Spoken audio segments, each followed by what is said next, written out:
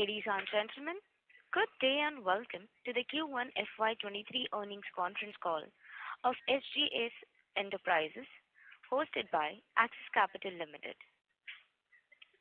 As a reminder, all participant lines will be in the listen-only mode, and there will be an opportunity for you to ask questions after the presentation concludes. Should you need assistance during the conference call, please signal an operator by pressing star then 0 on your touchtone phone. Please note that this conference is being recorded. I now hand the conference over to Mr. Nikhil Kale from Axis Capital Limited. Thank you, and over to you, sir. Thank you, Rutuja. Good morning, everyone, and welcome to Q1 FY23 post results conference call of SJS Enterprises. From the management team today, we have with us Mr. K. Joseph, Managing Director, Mr. Sanjay Thapar, Executive Director and CEO, Mr. Saumya Moganty, VP Finance, and Ms. Devanshi Dhruva, Head IR. I now hand it over to Devanshi for opening remarks. Over to you, Devanshi. Thank you, Nikhil. Good morning, ladies and gentlemen, and thanks for being with us over the call today. We appreciate it. Also, on behalf of everybody at SJS, we hope and wish that all your friends and family members are keeping safe. Moving on, this is how we intend to take today's conference call forward. I will pass on the dais to Sanjay Thapar, our CEO and Executive Director, who will take you through some of the slides on the presentation, which I hope all of you would have got a chance to go through. The presentation has been uploaded on our website as well. Sanjay will take you through the industry view, our business performance and financial highlights, and also share the outlook and strategy ahead for the future growth, post which we will then open it for Q&A. We also have Saumya Moganty, our VP Finance, with us on this call today. The duration of this call is around 60 minutes, and we will try to wrap up our comments in about 20 minutes, so we leave enough time for you guys to ask questions. If the time is not enough, please feel free to reach out to us through email or write to us, and I will try and answer all your questions to the best of my ability. Thank you once again, and I will now hand it over to Sanjay to make his opening comments. Over to you, Sanjay. Yeah, thank you, Devanshi. Hello and good morning, everyone. Hope everybody is doing well and keeping safe. I take this opportunity to introduce you to Mr. Mahendra Naredi, who joined us as the CFO of the company. Mahendra comes with a very strong finance background with more than 20 years experience in managing finance function in the automotive industry, both in India and at European locations. His last stint was as Associate Vice President Corporate Finance with Minda Corporation. Now coming back to SJS, you all know by now that SJS is one of the leading players in the Indian aesthetics industry.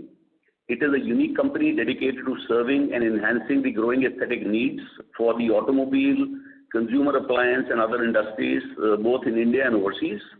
SJS is a blend of strong design capability backed with the state-of-art manufacturing in an environment that few can match globally.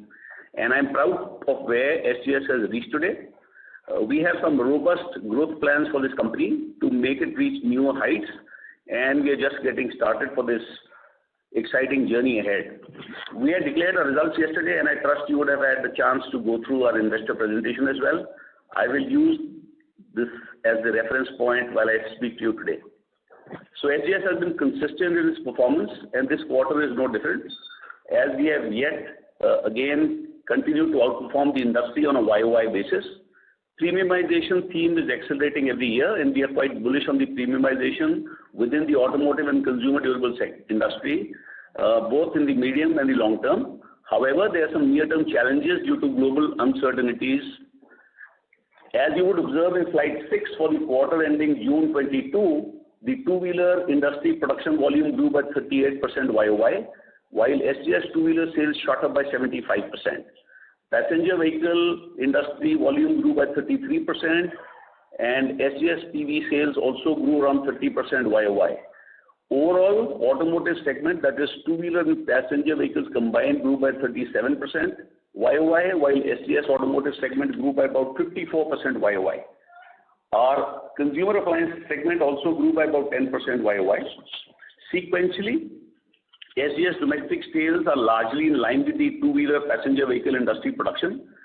Quarter-on-quarter domestic sales have picked up and witnessed good performance, while exports were largely impacted on account of various global uncertainties and challenges. Despite QOQ impacts on impact on exports, SJS maintained its Q4 FY22 sales momentum.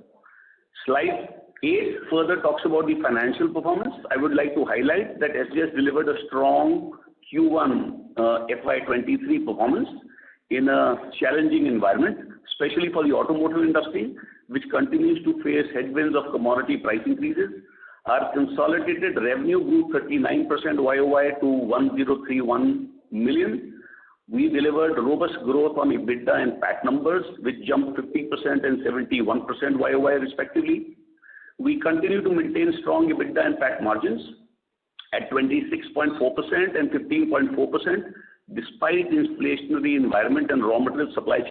So strong focus on VAVE measures and operational efficiencies at our plants and the improvement initiatives we've taken have led to EBITDA and PAT margin expansion by 170 basis points and 280 basis points YOY respectively.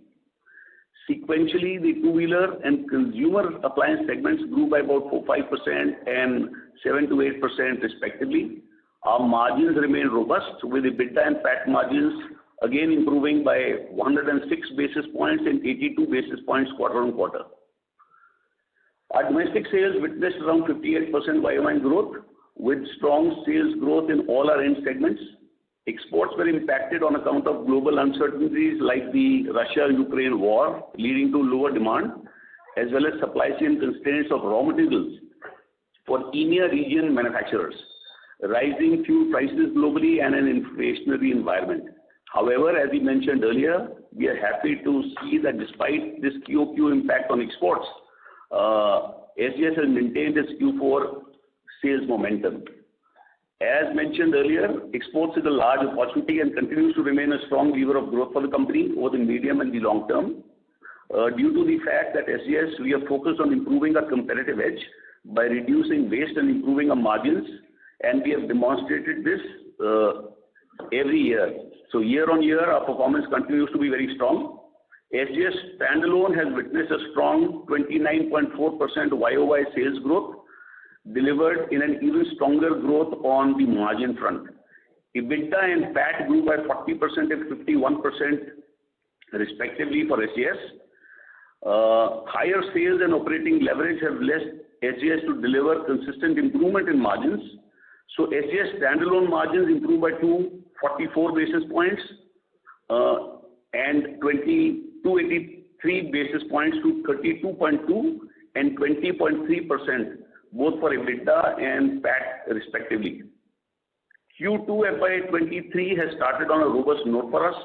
We've achieved a revenue of around 318 million in July 22 on back of improvement in customer demand. Despite raw material supply chain constraints and inflation, we continue to maintain efforts to maintain our margins. We believe we are on the right path to meet our FY23 YOY growth rate of 25% that I informed you in my last call. Going ahead, we believe that domestic two-wheeler passenger vehicle industry outlook will be positive, with improving chip availability and expectations of a pickup during the festive season.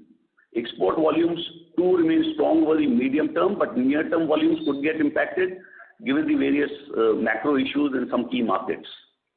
Coming to slide 9, just last quarter we laid out our FY23 to 25 strategy, and today we are very excited to share some of our key business updates which will act as a stepping stone for us in achieving our goals. So we expanded our overseas footprint by adding 2 Whirlpool plants in North America as our customers. We entered a new country, Argentina, by winning business with Eladio, which is a Mabe Group company who is the leading manufacturer of consumer appliances in Latin America. Additionally, Exotech won its first export business by cross-selling chrome-plated parts to Whirlpool.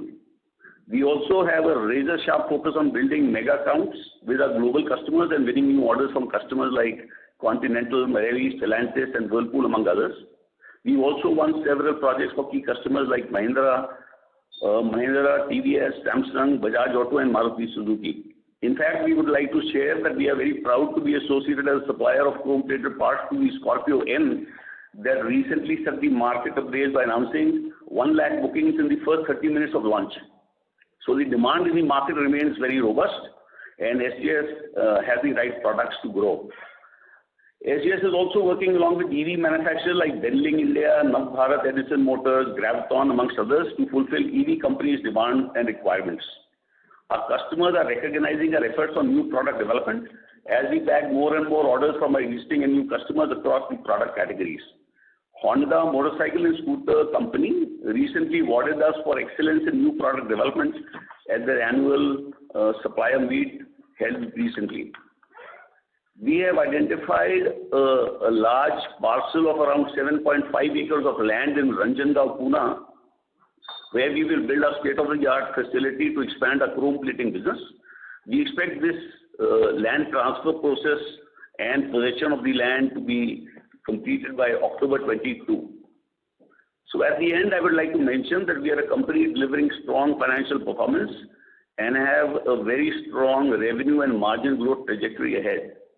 As I mentioned to you last quarter, though the automotive industry has been going through a share of challenges for the past 2 years, SJS has consistently demonstrated its robust performance in these tough times, and we are confident we will continue to do so in coming years as well.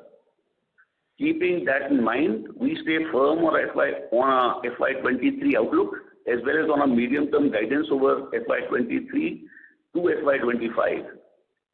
We believe we are moving in the right direction. We have high visibility of around 90% of our forecasted order book for the current year.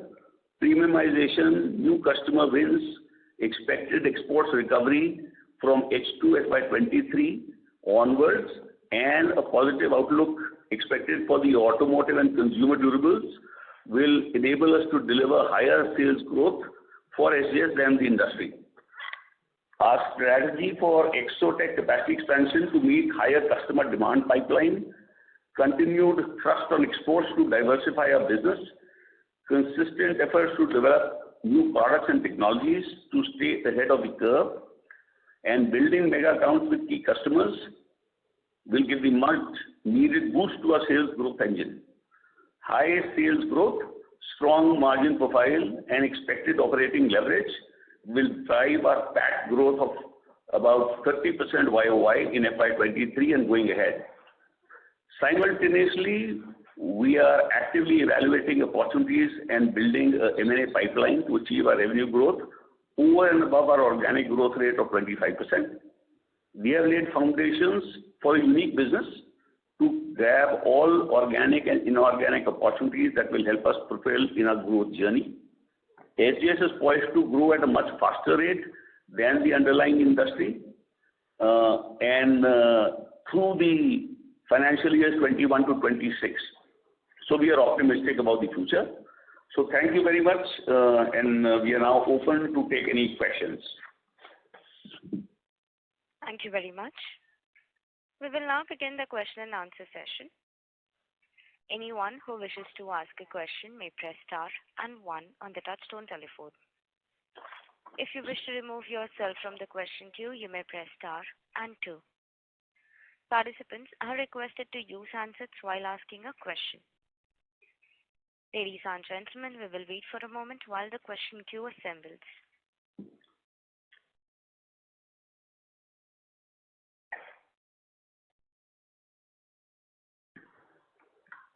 The first question is from the line of Jinesh Gandhi from Motilal Oswal Financial Services Limited. Please go ahead. Hi, sir. A couple of questions from my side.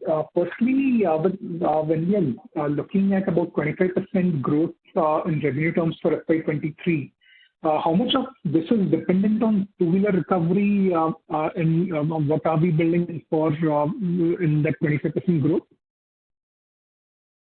Sorry, your question was not very clear. So your question is regarding 25% growth in FY23.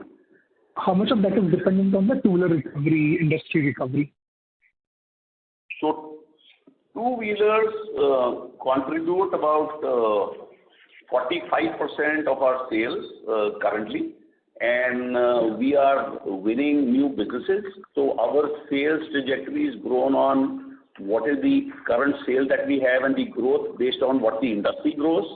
In addition to that, there are new businesses that we win, which we are nominated for. As I mentioned, 90% of our sales for FY23 is already awarded to SJS. So we see very strong traction and confident of achieving this 25% number. Okay. So even if two-wheeler industry doesn't see a material recovery, we still should be achieving close to 25% growth. As I said, we are sufficiently de-risked in terms of the products that we do, but two-wheelers, our dependence is 45%, and at the moment, we see that demand shaping up very well. So, Jinesh, as we had mentioned earlier, that the time when we had set out our targets in terms of growing at a CAGR of 25%, the underlying assumption was that the auto industry and consumer durables industry would be growing at 10-12% and we'll be outperforming them. Obviously, if the auto industry, instead of 10-12%, if it grows at, say, for an example, say 4-5%, there is bound to be some kind of impact because, yes, we have de-risked the business, but still to a certain extent, we are linked to the auto industry as well, right? Got it. No, this is very clear that way. Secondly, can you talk about the Exotex performance in this quarter? How was the revenue trajectory? How did margin behave in this quarter? Is it on track to achieve the turnaround which we are looking to achieve? So growth at Exotex continues very strongly. So on a YOY basis, they grew 70% from FY22. Q1 FY23 was 70%, 70.9% higher than Q1 22. And on a quarter-to-quarter basis, so here the EBITDA margin, I have that number here with me. The EBITDA margins in Q1 were 12.4%. So that's how. So demand is shaping up well, and we are winning a lot of new business at Exotex. Got it.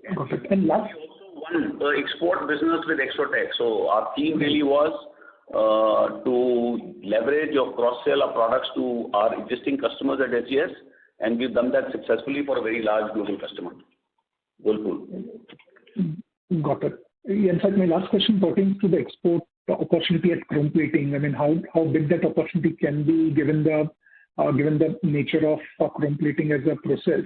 Can that be a very large opportunity, particularly for the developed markets where the chrome plating might be difficult to scale up in terms of local manufacturing? Can this be a very large opportunity for us? It is indeed a very large opportunity. Amongst the aesthetic industry, chrome plating is a large chunk of the aesthetics pool that we have, and this is estimated to be. So the PV industry is, as it is a $2.8 billion market that we said in North America and European countries. So if you'll actually see, largely it is a PV industry, and passenger vehicles, you require a lot of chrome-plated parts as well. And especially with premiumization, the demand for products like 3D dials, chrome plating and all is increasing. So definitely the market for us is huge. But to quantify in terms of a number, we may not have a current number to give it right now. So let me just substantiate what Devanshi said. So we are right at the cusp of, chrome plating for us is a relatively new business. We acquired this company. We grew it 50%. Exotex sales grew 50% last year. And the order book traction that we see is exceedingly strong. That is why we informed the investor community that we would be investing into a new plant and building capacity. And the parts that we are looking at for exporting are relatively small parts, badges, logos, emblems, which we have no real disadvantage in terms of shipping out of India. Got it. And just to clarify, this $2.8 billion number which Devanshi mentioned, there is the chrome plating market for US and Europe for the passenger vehicle industry. No, that's the entire PV industry for aesthetics. Global aesthetics industry for PV. Okay, got it. Okay, thanks and all the best. I'll come back in queue for further questions. Thank you. The next question is from the line of Mahesh Bendre from IDBI Capital. Please go ahead. Hi, sir. Thank you for the opportunity. Sir, could it possible to share the breakup of this quarterly revenue in terms of two-wheeler, four-wheeler, consumer durable, even for domestic and export? So domestic sales would be somewhere around, one second, just hold on. Domestic sales would be somewhere around 85 to 90%, and exports would be around another 10 to 12%.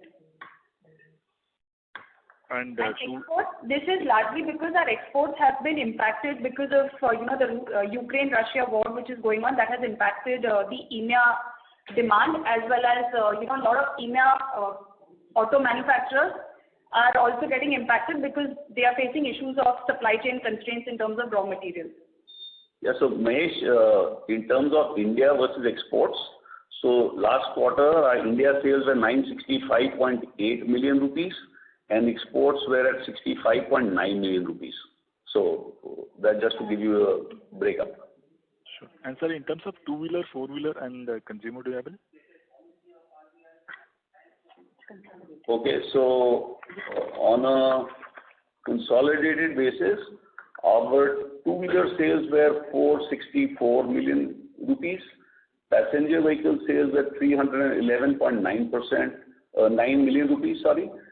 Consumer goods were 193.2 million. Farm equipment was 53.1 million and others 9.5 million. Sure. And sir, in absolute term, what was the contribution from chrome business? Chrome was... Exotech is entirely chrome plating business, right? So if you take your consolidated minus standalone, you'll get your chrome plating business. Sure. That's okay. Sure. And so another question is that in the month of July, we in the presentation we have mentioned that in the month of July we attained the sales of around 38 crores in the month of July. So if I just make it for similar for next 3 months, it's like 114 crores, which is like a 10% sequential growth, which seems to be very strong in this kind of environment. So do you think this momentum will be sustained going forward? Absolutely. So we have a very strong order book and already we see an uptick. In fact, what our internal targets within this year were, so we have more than offset this loss of sale in exports by increased domestic traction, and we see the consumer demand very, very strong, both across two-wheeler and four-wheeler requirements in India. So we are quite bullish that we will achieve our target. Sure. And sir, last question from my end is that last quarter we mentioned that we have received orders from Continental, Marellis, Tenalis, even Whirlpool. This quarterly we are talking about Aladio, then the electric vehicle, Graviton, and so on. So, I mean, just how this will translate into revenue? What is the potential for the cumulative revenue out of these orders whenever they achieve a steady state? Any ballpark number? So, I would not like to give a number on the potential, but these are very large opportunities. So, EV market, of course, is an evolving market in India. So, we are trying to supply to all the people who are there. So most of customers we are talking to. So that, of course, will have its own trajectory. But in terms of Aladio, Aladio is a part of a Mabe group, which was earlier owned by GE Appliances. So they are a $4 billion company, and they have plants across the world. So fundamentally, they have 13 plants in Latin America and produce a large number of domestic appliance products. So we've entered this market, and how fast can we grow it? It depends on how this business grows. But the potential is huge. So when these orders that we bagged will achieve, I mean, they will peak will they peak in the 2026 or 25? Any timeline for this?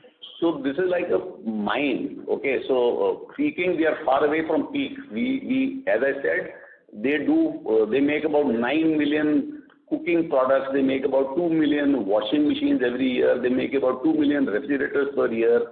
They have 13 factories across Mexico, Argentina, Colombia, Ecuador, supplying to different parts of the world. So it's a very large business.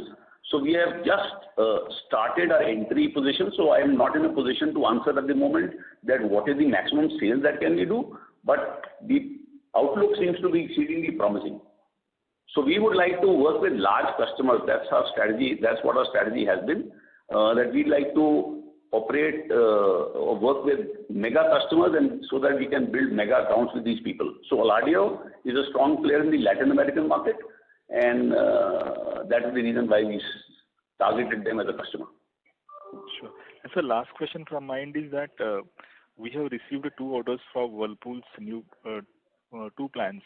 So I just wanted to know how many plants we are currently supplying for Whirlpool and what is the potential going forward? Whirlpool is a $25 billion company globally. Okay, so we are supplying to. I don't have the number here with me as to how many plants that I don't have it absolutely ready with me at the moment. But we supply to plants in Asia. We supply to plants in EMEA, and US. We were just supplying to 1 plant, as I said during our IPO before the pandemic. And now that the pandemic has opened, we've opened doors to 2 new plants, Clyde and Marion. So these 2 plants are large plants for Whirlpool in Ohio, and we will continue to enter more and more plants in North America. That is our target. Sure. Thank you so much, sir. Thank you.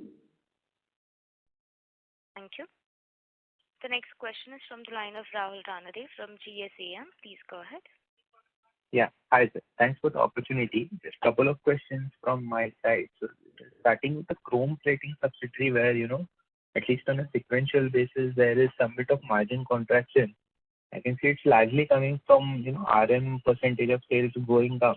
So just over here, is there any under recovery in terms of, delayed, pass through from customer side, or is it just, kind of plain the denominator effect, which is impacting the margin?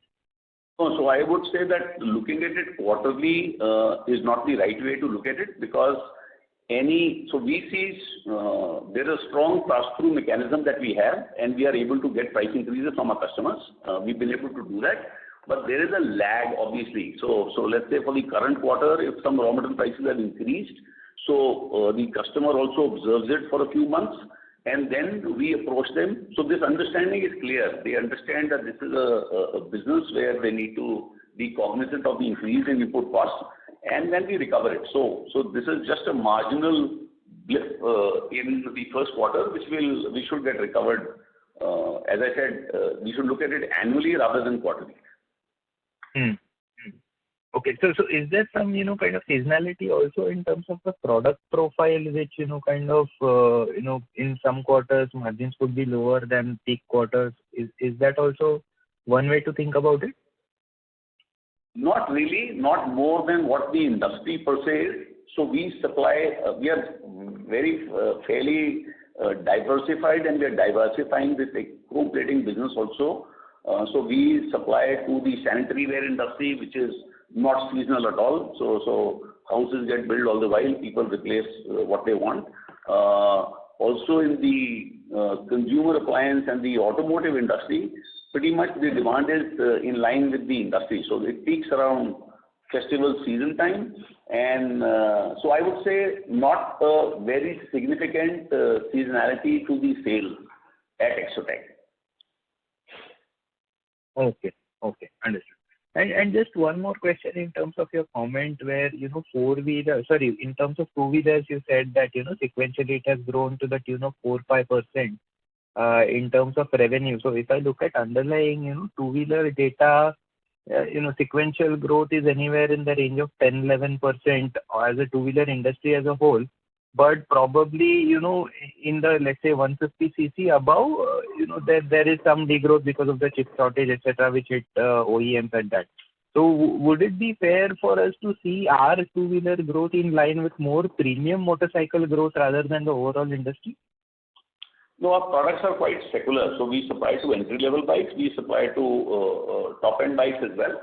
So it is, but depending on the specific model, the content per vehicle, as we explained earlier during the calls, varies because the designer has different aesthetic requirements for each vehicle. So it depends on the number of products that I make, because we make a lot of SKUs and a lot of models.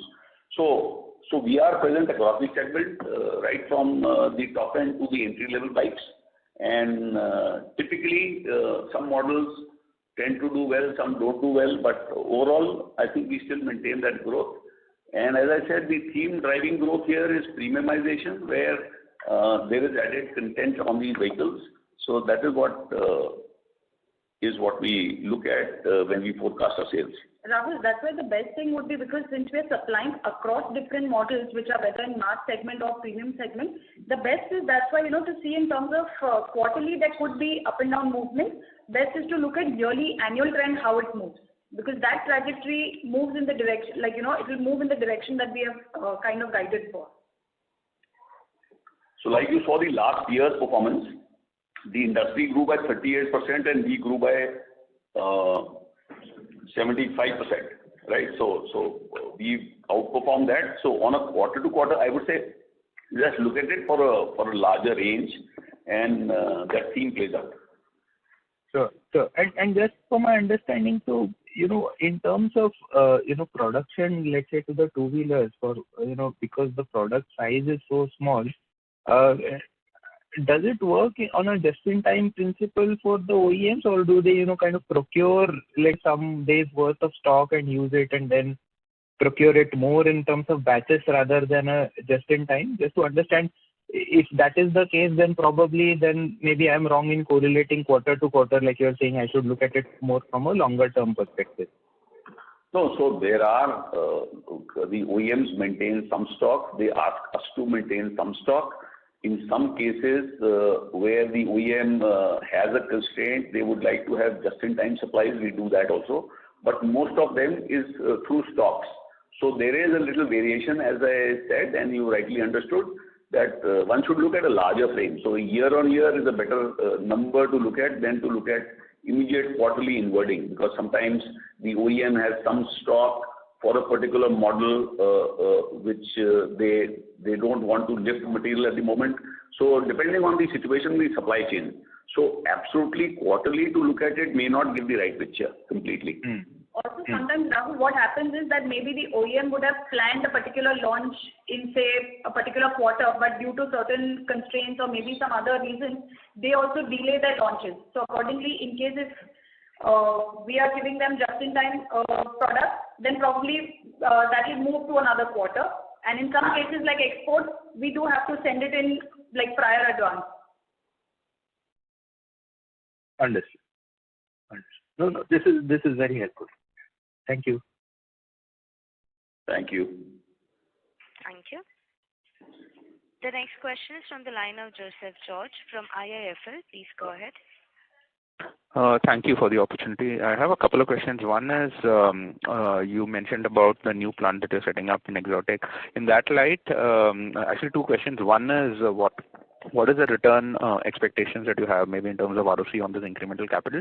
And the second is for FY23 and FY24 at a consolidated level, what kind of capex, including maintenance capex, should we build into our models?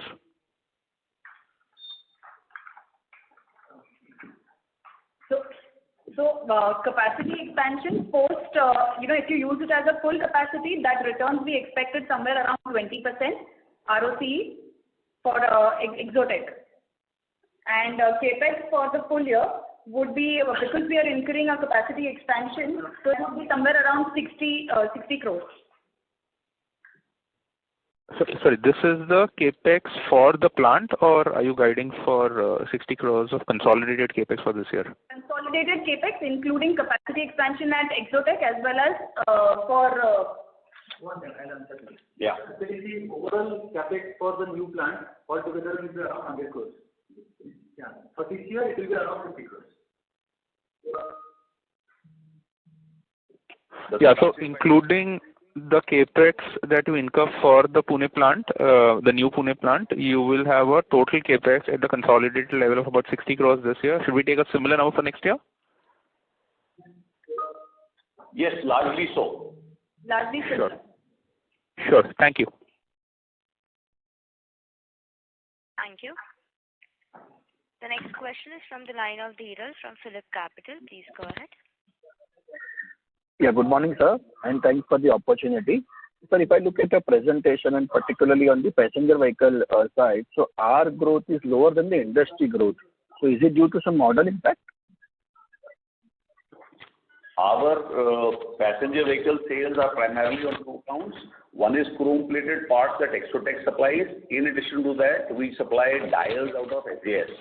So our passenger vehicle sales has increased last year, thanks to this in a large measure due to Exotech. That increase we are doing, we are opening up the market to other customers. So at the moment, we are not participating in the secular growth of the four-wheeler industry. But moving forward, we will increase our footprint, and then you would see that traction or growth much stronger. Okay. And so we are also in the process of acquiring 7.5 acre land in Pune. So is this over and above the existing capex plan of chrome plating, or this includes this is for the chrome plating incremental capex plan? Yeah, this includes the capex for the capacity expansion. Okay. And so what is the contribution from the new product technology or advanced product? So our contributions basically are fairly steady across whatever products we make. So typically, the margins, as we said, are about 26% EBITDA margins we earn on the current business.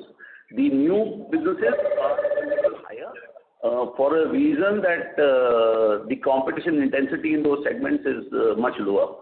So maybe about 10 to 12% higher. But so what is the contribution? 10 to 12% is the contribution. Okay. And lastly, have you started supplying the product to the new clients like Stellantis and Continental?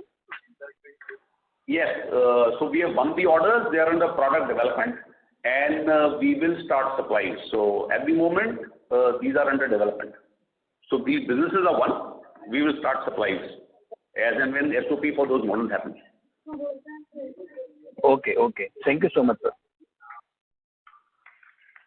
Thank you. The next question is from the line of Jeetu Punjabi from EM Capital Advisors. Please go ahead. Hi, thanks for the opportunity.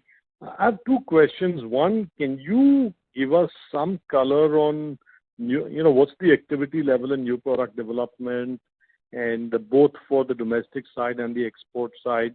And are you seeing that accelerating, or is it just running at a normative pace like it did in the previous year or two? We see very rapid acceleration in our new development activity because we are mining a lot of new customers, a lot of new models are coming to us. So our people are very, very busy.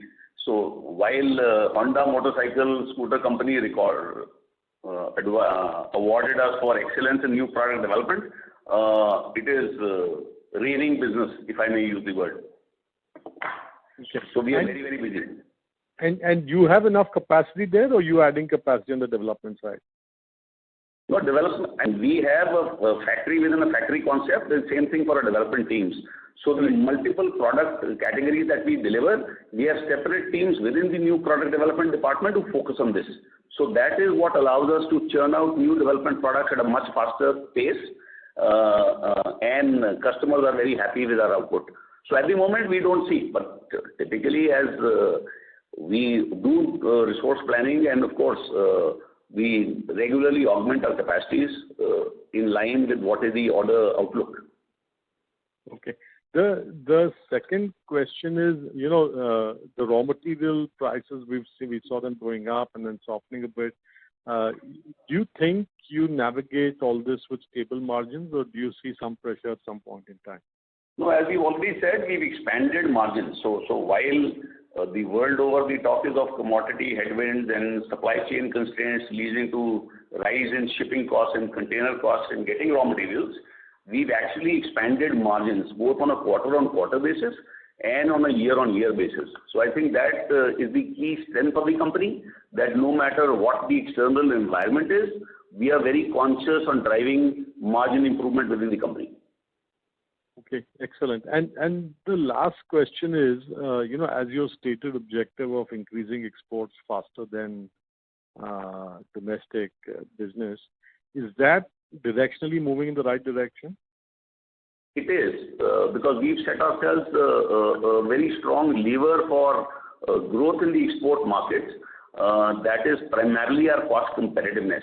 So as you see, as I mentioned in my earlier calls, the people we compete with in export markets are manufacturers in Europe, North America. This is a batch mode operation business where it is very difficult for those guys to compete with us, and we are further improving our competitive edge by constantly looking at ways to reduce costs and improve margins.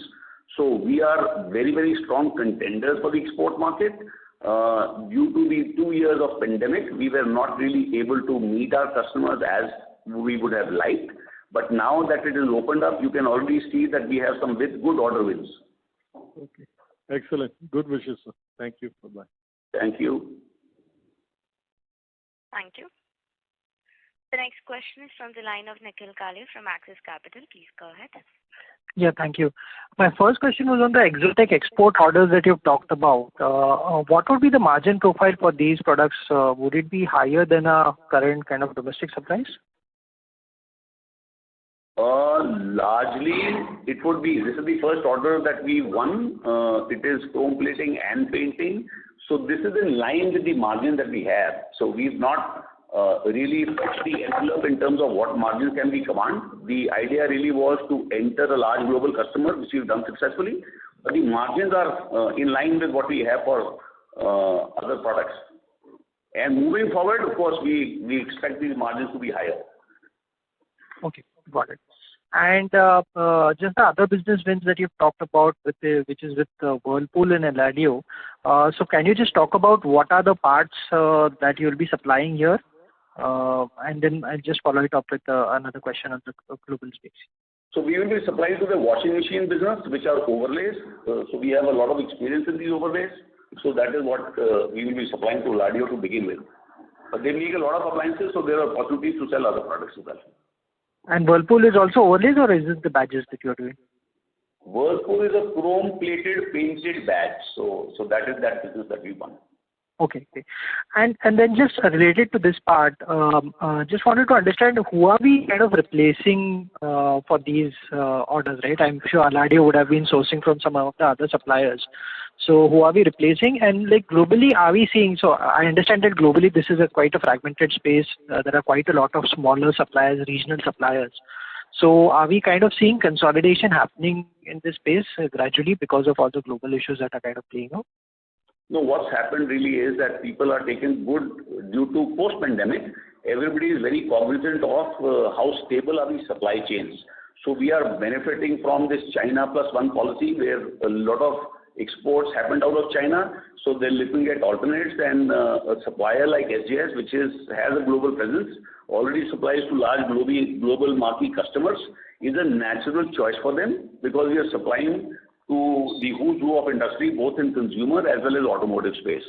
So that is a natural advantage that we have at SJS. Plus, as you said rightly, it is a fragmented market. Most of these suppliers in even North America or in Europe or in Latin America are relatively small, and OEMs are looking at very companies which have a strong financial profile and are stable so that they can guarantee delivery to them. So we have an impeccable track record of exporting to 20 countries, and we supply parts without ever a customer line stopping. So that's a very powerful statement to make, and that is exactly what the customers are looking for. Okay, and just lastly, Sanjay, if we look at this space, while it is fragmented, I think profitability is also quite high.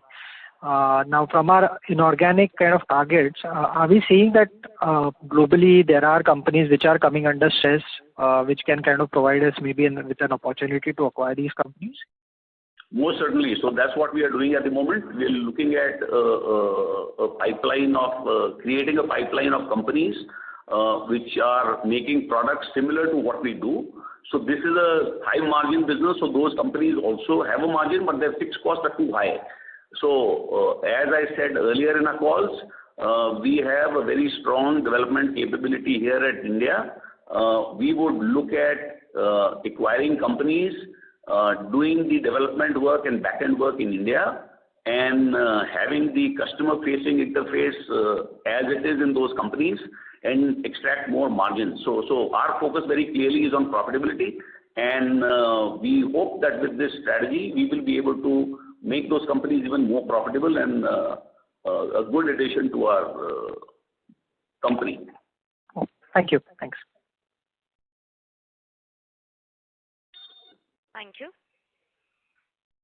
Ladies and gentlemen, to ask a question, you may press star and 1. The next question is from the line of Ronak Vora from Om Advisor. Please go ahead. Sir, with the current capex of 100 crores that you I'm sorry to interrupt you, Mr. Ronak. May we request you to please speak a little louder? Hello. Yes, please go ahead, sir. Yeah, sir. The current capex that you outlined for the chrome plating business of 100 crores, and you said that the sales will ramp up from 130 to 300 crores. So basically, our asset turnover will just be 1.7 times, correct? No, so the thing is that in this case, we are buying an entire land as well as constructing the building also. So it's not just the cost of the equipment and the setup, but it's also because we are building capacity, the entire building, acquiring land, all that cost is going into this entire capex of 100 crores. And once the capex is, when do we expect the capex to complete, and how do we plan to ramp up the whole capex? Yeah, so we expect that we should be able to build this plant in about a year and a half. So 18 months is what we look at. And at the same time, we are building a strong order pipeline. So we imagine that we would be able to double our sales at Exotech in the next 3 years. So that's the target that we have. Okay. Thank you. Thank you. The next question is from the line of Anirudh Gagar from Avendus Wealth Management. Please go ahead. Thank you and good morning. 2-3 questions from my side. Firstly, on your slide number 15, you've given the FY23 industry domestic volume growth for two-wheelers and passenger vehicles at about 16 and 19%. And you mentioned that your underlying growth targets of 25% top-line growth is based on about a 10 to 12% growth. Could you just help me reconcile that our targets are still based on 10-12%? And if that is the case, then this 16% and 19%, is it something of an optimistic scenario, or how should I look at this? That's the first question. And the second question is more strategic in nature. Last quarter, you mentioned that we are looking for a CEO to run the business while you are looking more at the business development and planning and the pipeline for the M&As. Could you help us understand where we are in that process? Thank you. Okay, so first things first. So this outlook or expectation of two-wheelers growing at 15% and the passenger vehicles going by 19%. So I think this is coming out of all-time low slide in the volumes that they were. So these are essentially broker reports and market research reports on what is the outlook for the current financial year for these companies. So our outlook of 25% growth was based on a 10-12% growth of the underlying industry. So that is good enough for us. So all this slide signifies is that while the industry is bullish about this growth, we feel that we are in the right segment. Close to about 70% of our sales is coming from these two industries, which are likely to grow much beyond that 10-12% target that we had originally. So we are quite bullish and optimistic that our overall 25% growth target will be met. Understood. Thank you. Okay, and then you had another question on the strategic piece. So could you repeat that question again, please? Yes, your last earnings call, you mentioned that you'd be moving out of the CEO role and you'd be looking to hire somebody. So are you on that? So we've set up a stable company. Joe and I have run this company, and we've created this infrastructure both in terms of the human resources and the process and systems that we have. Now what we are looking at is that what would be the next level for the company, more futuristic products. So the search for the CEO is on, and we are in the process of finalizing this candidature. So in the next few months, we hope to have a CEO on board. All right. And may I just ask one other question? You mentioned that 90% of your targeted sales in FY23, the orders are already in the bag. Do you have any assessment about the next year? How much of the lead time would you know that, how much of, let's say, FY24, if we just, as you mentioned, it's a 25% CAGR, so we're looking at a 25% top line growth in FY24 as well. Do we have any assessment, or it's too early to know how much of those orders are in, would probably be, may not be in the bag, but you've got fairly good visibility because it's all model-based? So our outlook really is that next year also we should go at 25%, but we don't give out a forecast specifically for the year because the lead time that we have for development is varies from 2 weeks to 6 months. So many times while we are in discussions with customers, the nomination is not done till much later. So that is the reason why we don't give a forecast. So we talk at the 1st of April every year, where do we stand, and that is what we looked at. So 80% has grown to 90% in the first quarter for the current year. So similarly, we expect next year also to shape up. Right. Thank you very much for all the answers. Thank you. The next question is from the line of Rajesh Jain from NB Investments. Please go ahead. Good morning. Congratulations on good set of numbers. So I have 2 questions. The first one is regarding the receipt of orders.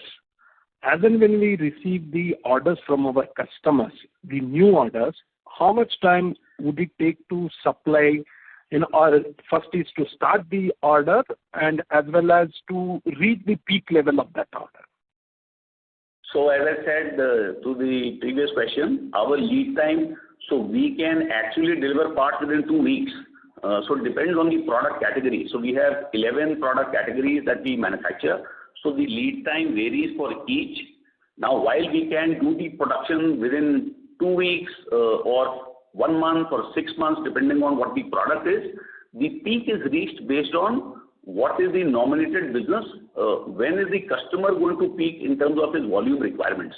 So that varies based on customer demand. Normally, the first year, the customers ramp up, and ramp up happens roughly about 9 months to 1 year, depending on the plan of the OEM. I cannot really comment on that. So we focus on making sure that we win the businesses which are large volumes, and we also make sure that we deliver very quickly so that we can start sales as quickly as possible. So is it fair to assume that if it is for the existing models, the ramp up would be very fast since the customer would be having that demand ongoing? Absolutely right. Okay.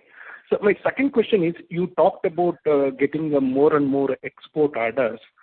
So, and you also mentioned about the advantages that the company would be offering to the export customers. So my question to you is, other than the timely supplies, the quality and the financial strength of the company, the pricing would be the more, what is important criteria while deciding for themselves. So just wanted to know what would be the price difference between the SJS and whichever the customers, whichever the competitor we would be replacing. So at the export market, OEMs look at a 10% advantage ballpark. So they would look that if they are buying from a European supplier, SJS price should be about 10% lower because they want to do some validation expenses, etc. They want to figure that out within the pricing. But our idea is that we are at the same quality level and better than your existing supplier. So ballpark number is about 10% lower is what their expectation is. At SJS, as I said earlier, we are focused on improving and expanding that margin. So our manufacturing costs are far lower than that 10%. So I am much more competitive than a supplier in North America or in Europe supplying to that customer, and that is the reason why we are very bullish on exports. Okay, so as and when you do any mergers, in the outside India, you talked of shifting the design and development to India, but there is a possibility to shift the manufacturing also to India?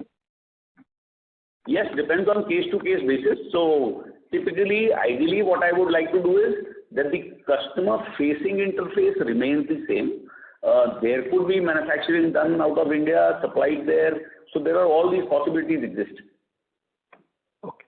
Thank you very much, sir, and wish you all the best. Thank you. Thank you. The next question is from the line of Mahesh Bendre from IDBI Capital. Please go ahead. So thank you again for the opportunity. So you mentioned that you bagged the business for Mahindra's new Scorpio N. So is the content very similar to what we are offering for XUV 700 as of now? Yeah, largely in line. I don't want to give you exact numbers, but it is a very lucrative business. Okay. Sure. Thank you so much, sir. Thank you. Thank you. The next question is from the line of Vijay Sarda from VL Finance. Please go ahead. Good morning, sir. Good morning, sir. Congratulations on a very good set of numbers. So my question is two-pronged. One, how we see our non-auto business developing over next 3 to 5 years, as we already started working with Whirlpools and others.